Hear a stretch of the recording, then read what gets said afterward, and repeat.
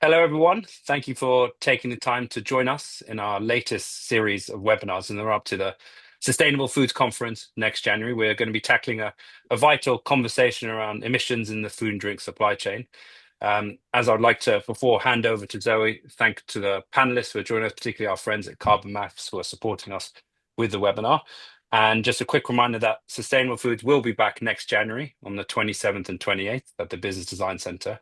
We hope as many of you in attendance will be joining us at the conference, and we'll be in touch individually. I will be in touch with you all after the end of the webinar over the coming weeks. So thank you again. Please do pose as many questions as you can in the Q&A box at the bottom. I'll be monitoring them and passing them on to Zoe, who will be posing those to our panelists. So without further ado, over to you, Zoe, and thank you all live who are watching and those who are joining us on the stage. Thank you so much. Hello, everybody. My name is Zoe Legrand. I'm one of the MDs here at Forum for the Future. And I'm really delighted to be here to help to host this conversation about this incredibly important topic, incredibly timely topic as well. The need to reduce carbon emissions from all sectors, couldn't be greater at the moment. And especially the food and drink sector has got a huge part to play in that. And the value chain is often a very kind of hard nut to crack. So I'm really, really happy to be here. We've got some fantastic panelists. And what we're going to do is have a conversation between us all. I've got some questions to ask the panelists, and we'll also invite you guys to put your questions into the chat, and we'll be taking those towards the end as well. So really keen to get going. So I'd just like to hand over to panelists to introduce themselves. So Nick, can we start with you? Yes, hello everyone. Great to be here. So my name's Nick Brown. I'm the ESG director of a company based in the UK called Premier Foods. We make cooking sauces, desserts, flavors and seasoning, baked goods, all kinds of things like that. I thought for today it might be useful to introduce the company in a slightly different way. We always say turnover or number of employees. So our carbon impact is about 700,000 tons. Is that a big number? Is that a small number? Well, it's smaller than the million tons it was 4 years ago when we started our work, but clearly it's a long way from net zero. So looking forward to the discussion today on approaches for getting to net zero in the food system. Fantastic. Ian, would you like to go next? Of course. Thanks, Zoe. Hey, everybody. My name's Ian Noble, and I'm one of the vice presidents for R&D at Mondelez. I'm slightly different to Nick. My remit includes scientific research as well as sustainability and corporate ventures. So I'm very much a techie. And I think just taking the inspiration from Nick. So if you've never heard of Mondelez, that's okay. It's not a problem. But you probably do enjoy what we make, which is the likes of Cadbury, Oreo, Belvita, Philadelphia, products like that. And taking the inspiration from Nick, in terms of carbon footprint, we're about the same size as Denmark. And that's me. Okay. Thanks, Zoe. Wow. That's an amazing statistic. Over to you, Patrick. Yeah, thanks, Zoe. Hi, everyone. My name is Patrick Estaghi. I'm based in Paris, France. I'm the CEO and co-founder of Carbon Maps. So, for those who don't know, Carbon Maps is a decarbonization platform software that is tailored for the food industry. And we serve brands, food manufacturers and processors, producers, and also, importantly, retailers across Europe. And what we do with our technology, we help them make their Scope 3 data operational. So working with R&D, procurement, to help them design, more sustainable products and supply chains. And I guess this is a core topic today. And in terms of going back to this metric, we are, I think, managing around approximately 50 million tons of CO2 equivalent on our platform. So, and retailers are a Fantastic. big part of it, right? Absolutely. And I think actually we might kind of start with you, Patrick, actually. So we know that when you look at the value chain, it's the Scope 3 emissions that are often the really tricky area for companies to get their hands around, to understand, and to really sort of engage practical strategies to reduce them. So I was wondering whether, from your perspective, what lessons do you think companies have really learnt in using kind of data to prioritize actions to identify how to reduce those emissions in that scope 3 area? Thank you for the question. Yeah, it's a very important question. I would say first, it has evolved a lot over the past couple of years. I mean, Mm, I remember serving our first customers, back in 3 years ago. They were in panic mode because 90% plus of carbon emissions are from scope 3 emissions out of the supply. I mean, out of the factories, in supply chains, and they didn't know really how to start. So I think one of the key insight was, don't think, I mean, shift from collecting things, everything at first, and go towards use what you have in your systems, IC systems. So it's really important. You can go a long way using what you have in terms of your data. So I guess the first thing that I'm seeing as a trend that companies now are and sustainability teams are quite um, at ease now with the idea of being not perfect. So, uh, you know, using secondary ingredient level data just gives you 80% of the big picture. So you hotspot everything. And you start with what you have and you rank your portfolio and start, identifying where is the highest impact ingredients and suppliers, and you start with them. Um, I would say the second thing or trend that I'm seeing is that you need to, and we're seeing that now. It wasn't there yet a couple of years ago. You have to have the operating teams, the onboard right from the outset. So, I mean, that data that you need to, um, um, hand get your hands on scope 3, that data lives in, procurement and R&D systems. So you have to have them on board to dig into that activity data, volumes, recipes, sourcing, origins, all that stuff. mm. So we're seeing that now the most advanced companies they're using those functions of people early on in their projects. And I would say the other important topic is get the IT team right from the outset. I mean, this is making a big difference. I mean, projects that don't involve IT at the scoping stage, uh, they usually stall. And for me, Hmm. it's a key success factor. I mean, if you want to have an impact, you want to have, I mean, those data, coming into the business, decision workflows, and you have to have IT right from the outset. Otherwise, you're going to be stuck. So that will be probably that third lesson is the most important one because this is the hardest to do.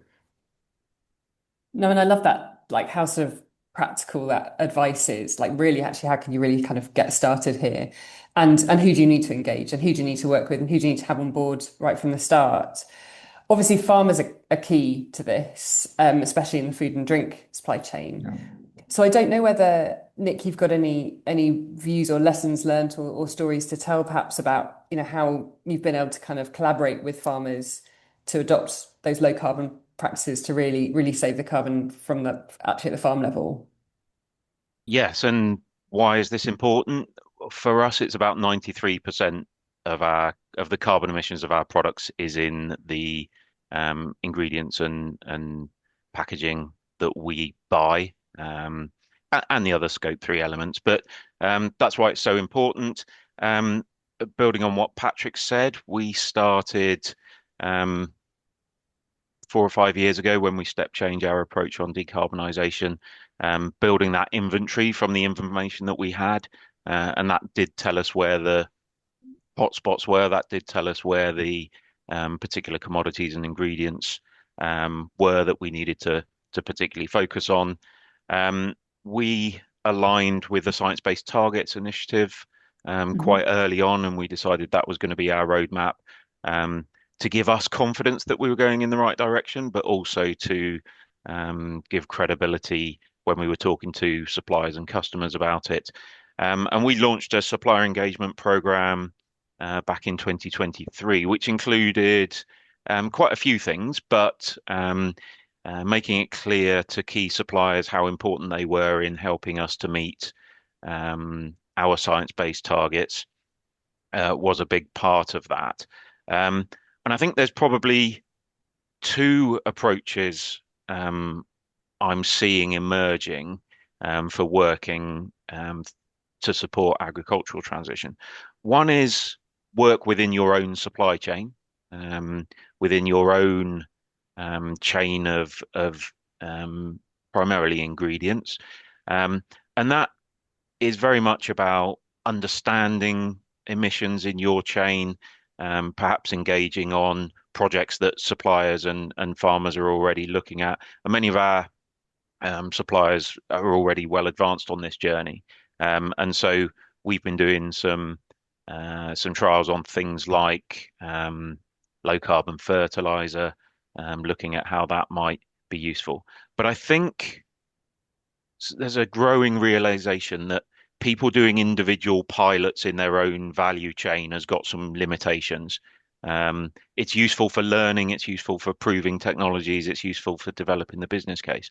But what we don't really want, we've got a great food system and a great supply chain that has done really well at commoditizing ingredients. And what we don't really want is every customer developing their own, or every company developing their own supply chain with their own little nuance on how it should be done, and asking suppliers to keep everything separate just for them and give them data just for them. So the other side that I'm seeing more and more collaboration on is the broader transition in agriculture, not just in your supply chain. So we know that as much as we want farmers in our supply chain to be using low carbon fertilizer or to be using best in class methane or slurry management, actually we just want that for all of the agricultural sector. So how do we as a broader food industry support that transition through things like understanding where the infrastructure blockers are, understanding where what's getting in the way of the transition, what might be some of the policy unlockers. So I see those two things happening together, and I think they both need to happen. Work in your own supply chain, but then also more people engaging on how we transition the whole agricultural system. Yeah, that's such an important point. That kind of, yeah, how does everybody move forward together rather than individual companies taking their own approaches? Um, I don't know whether Ian, you'd like to come in here. I don't know whether you've got something to share perhaps on that kind of collaboration piece, or whether there's anything else around engaging with farmers or others in your supply chain to kind of work together Yeah, to rapidly decarbonize. yeah, and I think building on Nick's point, that one of the things that we certainly as the larger companies can do is take the leadership, because expecting every small farmer to come up with their own way of doing things is going to be really difficult, and we know it's not going to be especially effective. So one of the things we have is a program called Harmony Wheat. We use that to produce more sustainable wheat with a greater degree of resilience in the supply chain, and also a much higher degree of biodiversity than typically seen, and interestingly, higher yields as well. But we do that in partnership with 1,200 farmers across 7 European countries, and they grow the wheat to the standards we want. But also, I mean, I come from a farming background, and farmers to me are the most curious people, because to what Nick was alluding to is, we know very well that this is not a space where you're going to lock up and control the IP on the farm, because most farmers are interested in what's happening next door. They're naturally inquisitive. They've got a business to run, and if somebody's doing a better job of it, then they'd like to know about it because they're going to borrow that approach. And to my mind, that there's a natural diffusion of the technologies and the approaches and the thinking that simply happens by people looking over the hedge, talking, discussing, and that's what we see. Yeah, and I don't think any of us have any issue with that. I mean, to my mind, that's actually how it should work. I have no issue whatsoever. As a larger company, we're able to pioneer, get to the new technologies, validate that they work, produce the data that people like Patrick can then help us digitize, bring into the systems. We can bring that into the carbon accounting. We use SBTI as well, like Nick, because it's good having someone else marking your homework. You need that in here, I believe. And we find it works. I mean, we've got now something like 2,000 hectares of mellifluous fallows within the wheat production that we have across the farms. Yeah, something like 30 different butterfly species, millions of additional bees. And it's just this biodiversity element, building that in, and at the same time strengthening the system. So yeah, and do I have a problem if several farmers around that farm pick it up and use it? No, of course not, because it takes us in the right direction. Yeah, so yeah, I mean, let's keep it simple. Yeah, we do the heavy lifting, and we're not alone in that. There's a large, many of the large companies do that, and they do it in a way which is, yeah. Let's we know where we need to get to. Yeah, we're feeding almost 50% more people than we were many years ago, so we know we're doing the right thing, and bringing it forward works. And Mm. and partnering with the universities, partnering with the agricultural research people, bringing those elements together. That's what we can do as large companies. That's that's what we're good at. And Zoe, can I just build one thing on that? Sure. There was a great piece of work done just over 2 years ago, and I want to make sure everyone still remembers it and understands it. And if they haven't had a look at it, takes the time to go and have a look at it. So RAP in the UK with the Institute of Grocery Distribution and Ernst and Young did a really good first exercise to try and look at a net zero transition plan for the whole of the UK food system. And what it did was it highlighted about 10 really key transitional technologies, things like low carbon fertilizer, things like methane and slurry management, things like land use change, the adoption of renewables. And I think if there are any organizations that aren't quite clear yet on what the enabling technologies are and in what proportion you might be able to use them in your own supply chain, I definitely recommend people go and have a look at that because that point I was making about, and Ian was talking about as well, about how do we drive an industry-wide transition as opposed to picking out little bits of the supply chain to change here and there. It really helps you focus on what those key enablers are and how might we as a food system help the accelerate the adoption of them at scale. Mm. Yeah, absolutely. And I love that idea of sort of, yeah, sharing your learnings, sharing your data so that everybody can kind of learn together. I guess there can be a limitation of that where everybody's using different systems and maybe the kind of data coming out at different levels of granularity, or, you can be confident about sort of different levels of data. And I was wondering whether Patrick, you've got a view about that. How can sort of technology be used to try and address this problem of like not all data being the same or in the same metrics, and whether there's anything there which technology can actually really support in terms of trying to enable this sharing of information in a way in which everybody can act on it. Yeah, that's a really hard problem to crack in our industry because we talked about that on that. I mean, a cooperative has maybe thousands of farmers. A retailer is going to have like tens of thousands of suppliers across multiple countries. Brand manufacturers, in a sense, I mean, the orders of magnitude of number of origins of ingredients all across.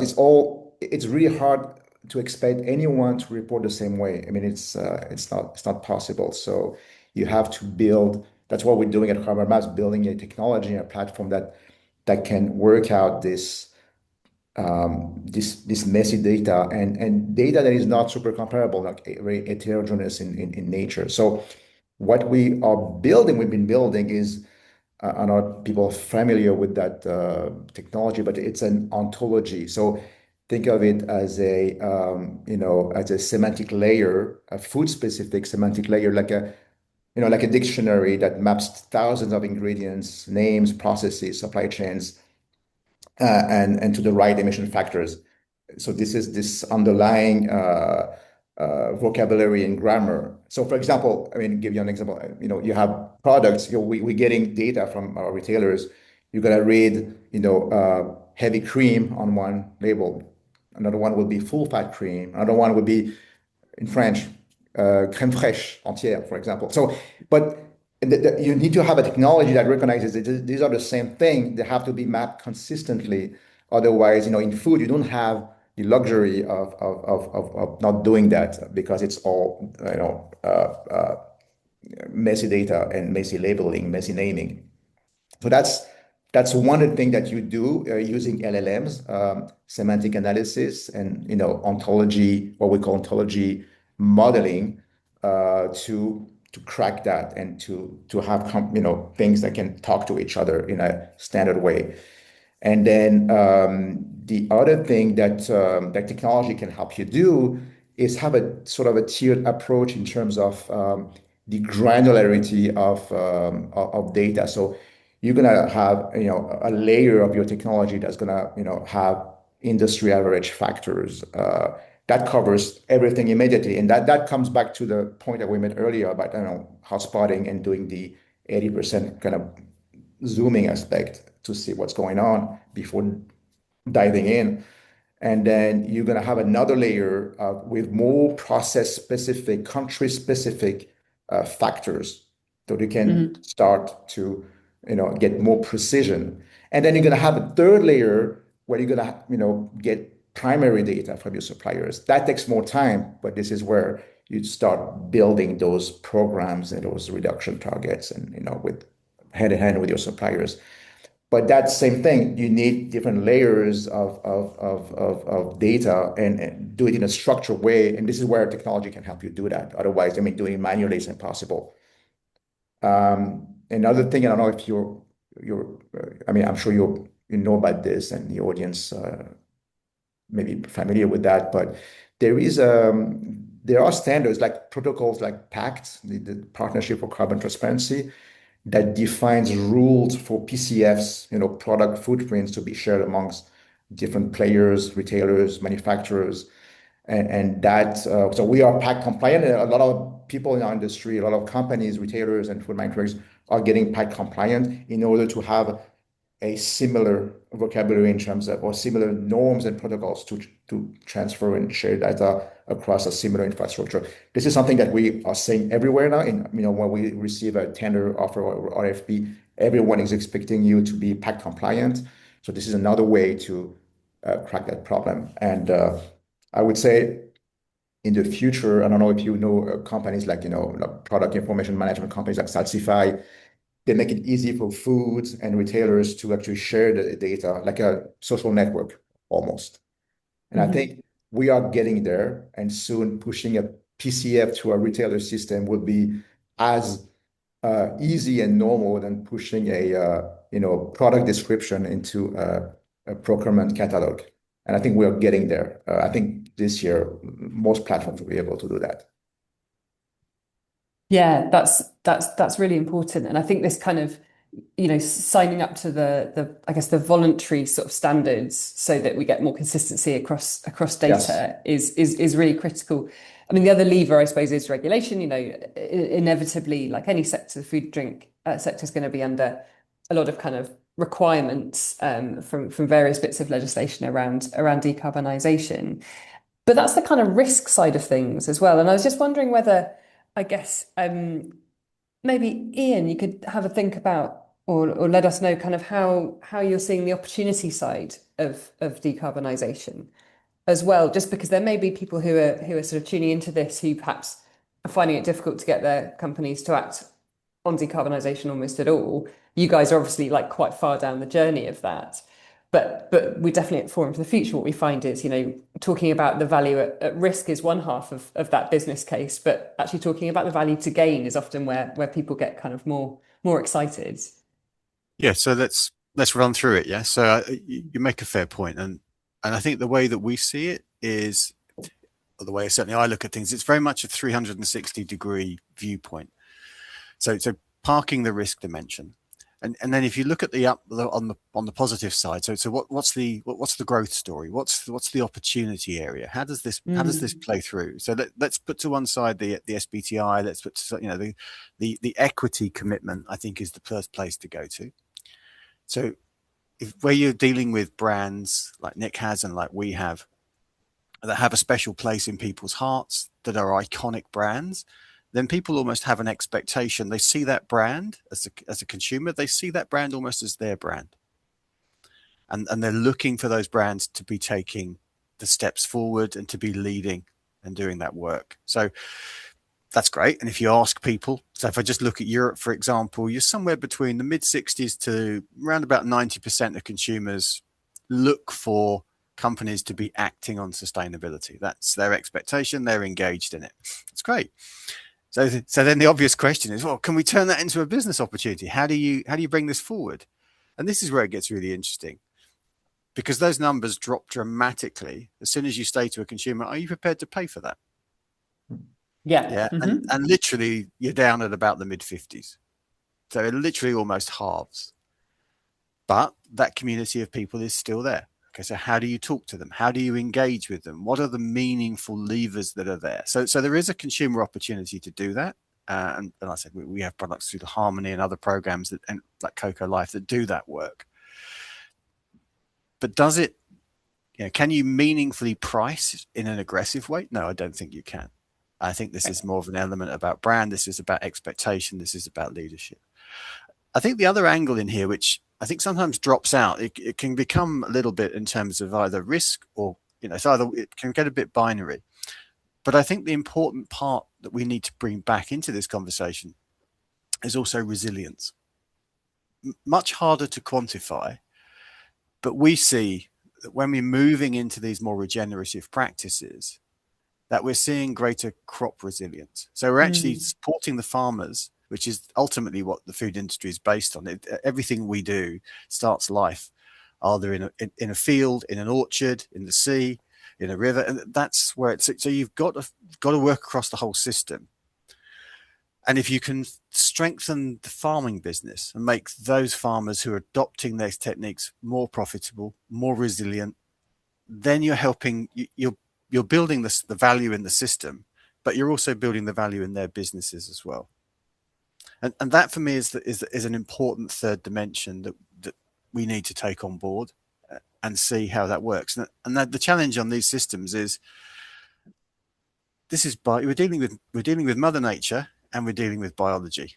So it does what it wants when it wants, and so the numbers go up and down. So one of the joys that Patrick will have in his world is the emission factor that was for the wheat that Nick or I were using one year will change.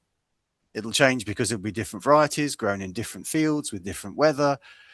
And so the numbers go up and down. So it's a bit like international exchange rates in some respects. So there are parallels, but just to come back to your question, there's the risk side, there's the upside opportunity, which is there, but is feeling at the moment more of an equity play than it is a direct go out there and buy and push it.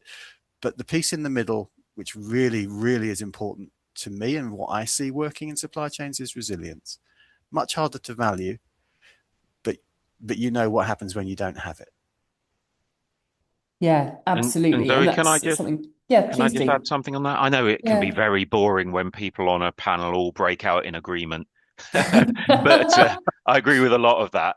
Oh, I know there's some questions coming in on the Q&A. I think we, as a system, as an industry, have got a much better job to do to make that link between decarbonisation and resilience. It's something I'm continually asking in our supply chain. Share the stories where you've done work primarily driven by decarbonisation and it has meant you were more extreme, more resilient to extreme weather. I know people are putting questions in. Maybe that's a question out to the group as well. What are the best examples people have got that make that link? Because the more we can tell that story of making the link, the less you have to talk about decarbonisation or resilience. You're talking about two sides of the same thing. And I think conceptually people get it, but where are the Yeah. case studies? Where are the We case studies? need the evidence. Yeah, And I yeah. think also in the language, I think that's really important. It's certainly something that we're finding, especially with the organizations we work with in the US. The language of resilience is actually landing a lot better than carbon reduction And or climate, yeah, climate yeah, yeah, action. Yeah, yeah, exactly. yeah. We hear Patrick, you're that going to all come the in. time. Yeah, yeah, yeah. I mean, right now, look at what's going on in the world. I mean, fossil fuels. I mean, if you look at through a different lens, not carbon, but fossil fuels, and how much of our industry is relying on fossil fuels, and how decarbonization through that lens can actually make them more resilient is a topic of, it's a current topic right now. Yeah, absolutely. And I'm just going to have a quick look at some of the questions coming through. So we've got one here about sort of carbon marketplaces. And so the question is, how do you see the role of carbon marketplaces evolving, especially if farmers could participate directly and generate additional revenue streams through practices like carbon removal and regenerative agriculture? If anybody's got a kind of a view. Yeah, I've got a point of view. I mean, let's see whether we can generate a bit of more of a kind of challenge and debate, I suspect. I think it's one of the challenges is that I have with the regulatory frameworks is is at the moment, the regulatory framework, it feels to me, has been largely being set by the energy players. So we have the current situation whereby if you're buying green electricity, unless you're buying the certificate that comes with that green electricity, you can't claim it. Mm-hmm. And I think personally, we do need to see an evolution as we move into, particularly in the food and farming space. If we move into that space, we need to think through how is this going to actually work? Because one of the traditional approaches, because of the energy players, has been you can only book this once, and so, but that's not going to help us because if it means the farmer can book it, then we're not playing across a system. So we need to find a way that means that once you've grown, let's say wheat, I mean, because it's easy to talk about wheat. Once you've grown wheat in a certain way, then that wheat carries that certification and qualification all the way through it. Mm-hmm. Otherwise, if I peel those two apart, I produce the wheat, but then I book the carbon savings separately and I don't link them, then you end up in a weird situation whereby you've got wheat which has been grown in one way, but it's lost its benefit and the attributes associated with it for greater resilience, carbon reduction, etc. That then doesn't flow through the chain with it. And so for my mind, I think we need to see a step change in how this gets considered from a carbon accounting point of view in the regulation, such that, yes, the farmer sees the value, but that value stays with the ingredient all the way through the chain into the final product. Otherwise, we're going to be in a weird situation where we're going to create disincentives and all sorts of complexity that we just don't need. So, Ian, I think that's a real issue when it's separated from the commodity itself. It's an even bigger issue when some of those credits or removal benefits uh, are accrued or purchased by a completely different industry, Exactly. like Yeah. sustainable aviation fuel. And I think Yep. Right.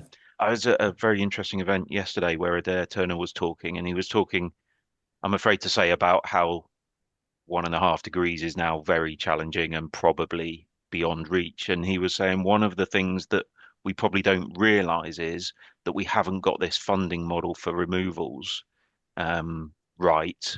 Um, and there are a few pockets of it. But that should be a big opportunity for the agricultural sector. It should be our industry stepping up and leading some of that. But yeah, uh, it's not something we've done a lot on yet because we'd rather be working with um, our supply chains on initiatives that work for them and have the broader benefit, and we can work out how to share that along the chain. But I know there are lots of schemes out there that are getting traction, and we're monitoring and tracking, and several of the banks now have got schemes that will help support their agricultural farming clients on this journey and how to navigate that um, minefield. And I think this question actually in the chat as well is sort of along the same lines of kind of, I guess, who can claim which carbon savings. So the question is if a food brand's paying a processor a higher price for low carbon commodities like wheat, because the processor has contracted the wheat from farmers who are using regenerative agriculture, with the associated measurable reductions in greenhouse gas emissions, who can claim the reductions? Sort of everybody or just the food processor? I don't know. I mean, maybe that's a question, for the And legislation that farmer expertise. might only be growing that particular commodity one year in 4 or 5 because of their rotation. So what happens on the off years? Yeah, it still needs teasing apart and the rules and the protocols developing. Yeah, who can claim what? But I also feel like in some ways we don't have a lot of time to figure it all out. So, it feels like as long as everybody is sort of decarbonising as quick as possible, I feel like we can work out the detail of who can Well, claim what, as and we Zoe, go. I I've got a bit of a schizophrenic relationship with data. I'm an engineer by training. I would love to have more data. I would love to have enough information that we can see data in the same way as we can see money, and then it makes rewarding certain behaviors in your supply chain much easier, supporting. We're a long way away from that, and that's why I keep coming back to what's the minimum we need to know in order to support these key transitional technologies. The Yeah. key transitional technologies are the things that will get us there, not the arguments over where exactly how many tons of carbon it's worth over 5 years. And so I think we do need to evolve for things like markets to work. We do need to get to the bottom of those rules, but we also need to be working in our supply chains and across the industry on those key enabling technologies. No, I agree. And that's one of the things I loved about what Patrick was saying earlier is it's sort of, let's get to like 80% good enough, what's good enough to make confident decisions about rather than every single, point, not one of a data point being kind of completely accurate. Um, I don't know whether Patrick, you still stand by that or whether actually you're like, no, we can get the accuracy. Yeah, I mean, over time, I mean, every year, what I'm saying is that you have more expertise, more data. People are actually knowing their stuff much better and asking I mean, question they're asking now are like at a level that wasn't seen 3 years ago. So I'm pretty optimistic on this ability to get more data and go deeper into because now, I mean, we've been doing calculation for years. Now we are in okay, what's going on now? So what? How do we engage suppliers? Can we monetize, good practices? And we're seeing that now. I mean, I'm seeing that in dairy is pretty good examples. I mean, across Europe, I'm seeing that with, multiple players uh, talking about this idea of, you know, um, getting commercial aspect and also the economic variable into the equation.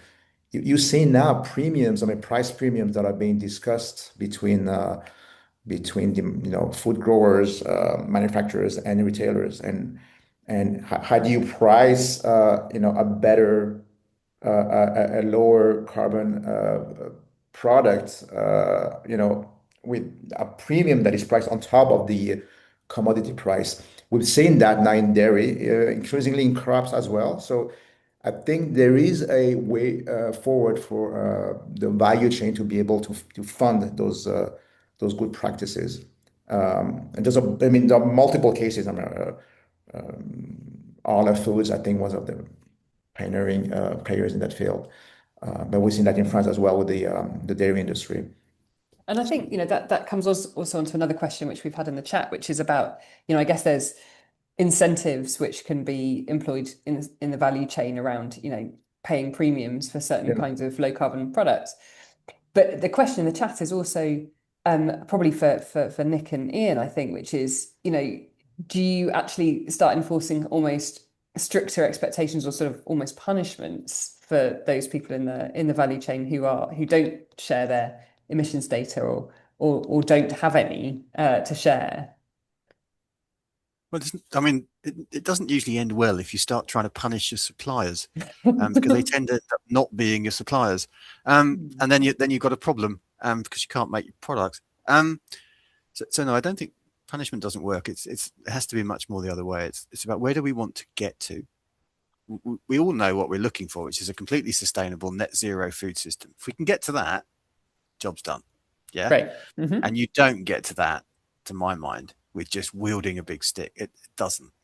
That's not how you affect change. You affect change by working out where do you need to get to, how do you need to get there.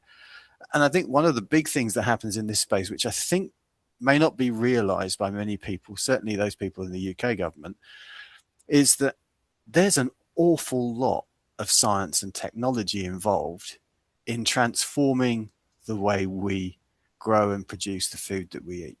To make this transformation from effectively the chemical-based agriculture of the 20th century to a more biologically regenerative system in the 21st century is going to take a lot of science and tech. And I think that needs to be recognized. I think a lot of times, certainly in the UK, that the perspective is that food's really simple. There's a farmer, and then there's a cook, and then some, or a chef or a baker, and then suddenly it just shows up. Yeah, I mean, but doing that when you're feeding, just in the UK's example, best part of 60 million people at an affordable price point for many people, and doing it, and then you're layering in the changes that you need, it's complex. And I think one of the points that Patrick made, I think is worth just having in our minds. There's probably greater similarities in terms of the amount of regulation we have with pharmaceutical, because we're probably a reasonably similar degree of regulation. It's a massively regulated industry, and I don't think that's understood, but it is. And then you build on top of that an area, rapidly advancing innovation and change. What we're talking about is transforming. We use the word transforming. Oh yeah, transform the food system. Yeah, you're talking about transforming the planet, and you're talking about transforming the thing which actually means we're all here. Because if you don't feed people, they don't hang around very long. Yeah, I mean, I'm being a bit flippant about it, but it's really serious. And so, one of the challenges I think for the regulators is to realize that A, there's a load of science and technology coming through which is going to transform this, but that's going to be a dynamic process. And Patrick laid out how it used to be 2 or 3 years ago, 5 years ago. The challenge I think here is that the regulators are trying to regulate a moving target that looks more like social media in some regards in terms of the pace and change, or AI or quantum. There's that degree of change going on, and you're trying to measure it at the same time, and you're trying to write regulation. So they've really got to stay very dynamic. This is not something that you sit down, write it down, and you're done. Because by the time you've done that, we'll have changed it, and then we'll have changed it again. So for my man, this dynamism, this needs a different way of thinking about regulation and a different way of engaging with it. But the tech means that the systems are advancing quickly and changing, and they're very, very dynamic. And I guess also to add to the complexity that you've just described, of course, we actually can't feed people with an agricultural supply chain if we don't have any farmers. And I feel like, the conversation we've had has been deliberately carbon focused. But of course, actually, we know that carbon doesn't exist in a vacuum. And in fact, it's people who are involved in the value chain and that social side of sustainability, which is also really, really important. And your kind of carbon reduction activities also need to be things which the farmers can support, financially, sort of socially, kind of in all different ways. Because if you don't, it doesn't work. Yeah. No, exactly. And actually, there's a question in the chat as well about, how do you balance the need to decarbonize with the need to maintain and improve the nutritional value of the product? So it's not just the farmers and their social welfare and ability to kind of keep producing in the value chain. It's also then the customers and the nutrition and the sort of social side of food from that perspective. So Nick, I don't know whether you have any examples of sort of practical things that you've been doing with your farmers, or perhaps even with your customers, to kind of decarbonize whilst also trying to drive social value as well. Yeah, and you know how I asked earlier or said earlier that the industry would be helped if if there was a better understanding between how decarbonisation and resilience are linked. Yeah. I think we're also looking for the same thing about nutrition at scale. So these more sustainable and responsible farming models, what is the impact on nutrition? Again, we are all expecting that it's beneficial. The more proof we can get of that in different types of crops or agricultural products, the better. I think consumers and shoppers are an interesting follow on from what you were talking about there. I've got some of the same concerns about whether the idea of justifying a premium to shoppers and then passing it all the way down the chain, is that realistic for a scaled transition? Not least because there's a first mover disadvantage from doing so. And how does the rest of the industry move? So I think I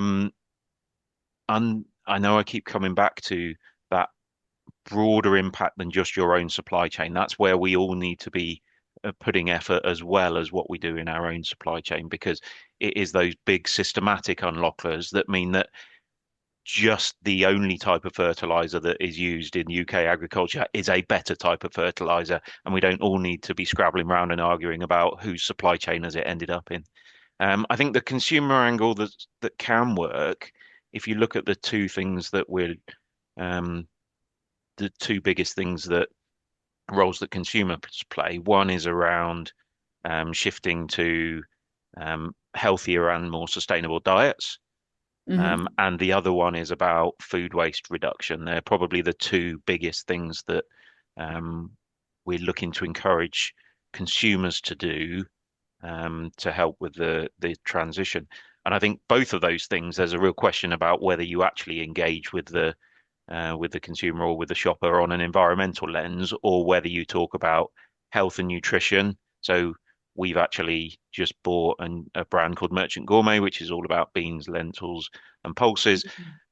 Actually, whilst the environmental story is a part of the brand proposition, actually it's much more about really healthy, really tasty, convenient, minimally processed foods. And so um, there's that, and then the food waste angle of it, I think, is potentially um, a lot more engaging to talk about the financial opportunity in households for saving money and making your food go further and things like that. So um, I think that idea of a premium at shopper is the only way we can drive this transition. Um, it is we've got to challenge that, and we've got to come up with different and smarter ways of doing it. Mm, mm. But still, there's kind of an opportunity to communicate with the consumer at some level. But it might be, as you say, around nutrition or around sort of choices rather than, or around recycling and packaging rather than kind of the whole environmental story. But I know, Patrick, you mentioned that the French government was doing something around the kind of environmental product labeling side of things. I don't know if you want to talk a bit about that. I felt like when we talked about it in preparation, there was a bit of skepticism from perhaps some of the other panelists, but I'd love to hear more about it. Yeah, it's actually a very interesting experiment that is going on in here in France. I think that could actually be, we'll see if it works out, it could be a model for to be deployed across Europe. But so the French government, through its one of these agency or ministry, has been working for years on a product label, an environmental product label that has changed names multiple times, but now it has settled on coût environnemental, which means environmental cost. Which, by the way, is interesting because now we recognize that there is a cost to the environment. So, and this has future implication. I mean, if you can imagine that in the future, operating margins or, of companies will actually capture or integrate a environmental cost, that will change, you know, that will be a game changer in terms of the market mechanism and how consumer will trade off and make different decisions during their purchasing act. But so there's started rolling this out, this label in the fashion, in clothing and textile last year as an experiment, and now I think something like 15% of brands are on it's a voluntary basis right now. It will pass into law in a few years if everything goes well. So it is encouraging. It's starting to gain traction. But it will take time. I mean, the example of the Nutri score, which is a nutritional score that has been deployed across Europe, same thing. I mean, when it started, it was a voluntary basis. Took a lot of time. Like 70% of SKUs in Europe are, I mean, in countries where it is deployed, have this score on them, on Nutri score. So going back to the environmental score cost, it's been started in textile and it will be soon announced for food probably in a few Mm, weeks from now. So I think we have the first case of a large scale experiment in terms of product labeling in our, I mean, with regard to an environment that is sponsored by the state or government and that is going to be rolled out in multiple industries. So yeah, so we'll see, but it's so retailers are going to adopt it. I mean, we already seeing them because we're working with them. We our Carbon Maps is contributing on an open data basis on a key layer of mm. this methodology with the ontology driven modeling, the semantic layer that I talked about just before. So we know we talk about with retailers, and they're going to take that and lead the charge. And if retailers do it, then they will actually, encourage or force, I don't know, or motivate brands to get along. So I think it will be a very, very interesting experiment, and the shelf, is going to become like a scorecard in terms of the environment. And brands with strong scores, we will get more space on shelf, I think, in the future. So let's hope that. Mm. That will be a cost, like a numerical cost, the higher the number is, the higher the cost of the planet is. So pretty straightforward. We'll see how the consumer react. But this is what's going on here. It's a really interesting experiment to sort of test that thesis, I guess, that kind of, do consumers care? Will it make any difference to their choices in the moment? Yeah, I don't know what your response is, Ian, to that one. I think it'll be. I think there's many things. It's evolving. I think is Mhm. the answer. So Right. is it going to land day one and all of a sudden shoppers? Oh no, I won't buy that one. I'll buy that one. I mean, I don't think it'll work quite like that way. But I think in a sense it goes back to my point about the dynamism of the system. This is about thinking about where we're going to be in 5 years, in 10 years, not about where we are now. These are the small changes. Some of these will work. It's a little bit. I suppose the analogy I have in my head is it's a bit like steering a boat. Hmm. Try steering a boat that's not moving. You can't. You've Hmm. got to move. So does it matter if everything works perfectly? No. But as long as you have an innovation mindset that says, actually, you know what, I'm moving and I can move in the right direction, and I can steer and I can change and I'll adapt. And having that more dynamic construct in mind, I think is really important. I think for many people on the call, reading the chat and everything else, the dynamism is there from the point of view of the industry, from the point of view of the farmers, from the point of view of the academics. People working in this space are there. We need to make sure that everyone else recognizes when we say transformation, we mean transformation. And this is a fundamental transformation in what is, for most economies around the world, the single largest manufacturing sector, Hmm. one of the largest sources of employment, the greatest use of land mass. The sheer scale of when we talk about transformation, we are talking about the transforming one of the fundamental tenets both of human nutrition, but also of the economy. And so it needs, putting it simply, governments need to take it seriously, and they need Hmm. to come into it with an innovative mindset that says this is going to change, and it's going to change dynamically over time. Do I think consumers will immediately flip? No, but that doesn't matter. What matters more is that the journey begins and people will come on board. We've seen some things like organic. Organic popped up in the chat a little while back. Organic is now well established. It's clear there's a demographic of consumers for whom that is relevant and for whom that's valuable, and they pay more for it. Done. Hmm. What we're talking about here for the transformation of the food system is a much more holistic change that needs to ripple at scale. And there's been some really nice points made about scale in the chat. At scale across the whole system. This can't work like organic. This one has to be, Mm. you got to change the whole. And that's great.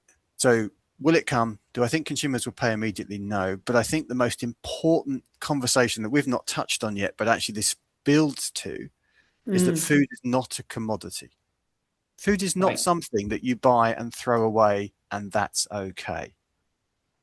But that's where we've kind of allowed food to drift to, particularly Mm. in modern Western society. Food has drifted to that. Oh yeah, oh well, never mind. It's gone beyond its, but I'll just get rid of it and buy some more. Yeah, and we have to, and there, other countries are much better at it. And I would argue where Patrick is in France is a different position. There's much more value and appreciation for the quality of food, and that's ultimately where I think this conversation, or one of the dimensions of it, will lead us to, which is valuing food properly, Mm. Hmm. and across all the dimensions. Yes, some things will cost a little bit more. Yeah, they will, but they'll be available and they'll be present. And other things will come through. Some of the organic stuff, for example, you can see, and Nick touched on it, you can see a nutritional benefit in dairy moving from non organic to organic. There's a measurable difference in composition that's a positive difference. So you can do that stuff, but decommoditizing food and putting it back to where it needs to be as a valued and appreciated element, for me, is, if we can achieve that, we will achieve so much more than just saving the planet, because we'll save ourselves as well. Yeah, absolutely. That's a really, really powerful point. Nick, do you want to come in there about, I guess, the kind of the need to value food properly? Oh, you're on mute. Sorry, I was overtaken by sneezes earlier, and so I put myself on mute. I think so. I would agree with that. We've never spent less of our income, a lower proportion of our income on food as we do now as consumers. But we know that other things are picking up the cost. We know that farmers now get a much smaller proportion of their income from the actual growing and production of food than they used to, and they get more money through subsidies, carbon credits, diversification, all those other things. And what that means is it does mean that the value of food, it's not clear what the true value of food is. And yes, I think a big part of this food system transformation has to be helping our culture to value food better, developing the skills, developing the literacy when it comes to nutrition and how to prepare food and how to keep food and how to store food and all those kind of things. That's all part of it, alongside just the decarbonisation of some of the agricultural processes that we've got. Yeah, absolutely. So I think we're coming to the last kind of few minutes really of the webinar, and I just wanted to take the time to kind of, I feel like we've talked about, everything from how do you work with farmers and suppliers, the role of data and technology, how the industry needs to work together, how we as a society need to value food properly, and kind of almost everything in between. So it's been a really wide-ranging, actually, a really, really interesting conversation. And I've learned loads. I've been taking loads and loads and loads throughout. So I just wanted to thank you so much, Sustainable Foods, for hosting us. Thank you to Carbon Maps for supporting this webinar. Thank you, Zoe. And thank you so much to all the incredible panelists for your insights. It's been such an interesting afternoon. So thank you very much. Thanks, Thank Zoe. you. Thanks all. Thanks, Zoe. Thanks, Thank you. everyone. Bye bye. Thanks, everyone. Bye.